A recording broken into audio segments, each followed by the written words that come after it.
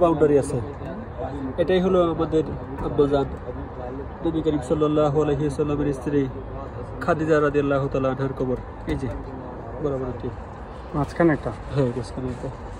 এই জায়গাটা বিশেষভাবে আলাদাভাবে বাউন্ডারি করা, গ্রিল করা, গ্লাস করা, এবং এটা মোটামুটি 24 ঘন্টা এটা নিরাপত্তার মধ্যে থাকে।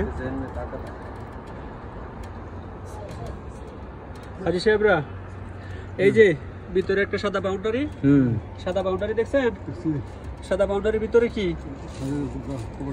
সাদা বাউন্ডারির ভিতরে আরেকটা সাদা বাউন্ডারি ছোট দেখছেন? ওইটি হলো খাদিজাতুল কুবরার কবর। খাদিজাতুল কুবরা রাদিয়াল্লাহু তাআলা আনহার কবর। এবং কবরটা দেখেন একটু বাম পাশে চাপানো, এবং ডান পাশে একটু খালি জায়গা বড়, দেখছেন না? বাম পাশে এখানে জায়গাটা খালি রাখছে কেন? এই বাম পাশে খালি জায়গায় হলো নবীজির দুইজন ছেলের কবর, যারা অপ্রাপ্ত বয়স্কেই মৃত্যুবরণ করেছিল। নবীজির দুজন ছেলে, একজন ছিল আব্দুল্লাহ নাম, আরেকজনের নাম ছিল আবুল কাসেম। এই দুজন ছেলেকে খাদিজার কবরের পাশেই সমাহিত করা হয়েছে। তো এখানে আমরা দেখতেছি খাদিজা রাদিয়াল্লাহু তাআলা আনহার কবর এবং নবীর দুই ছেলের কবর। এটা খাদিজার কবর, এবং ডান পাশে খালি জায়গায় দুজন নবীর ছেলের কবর।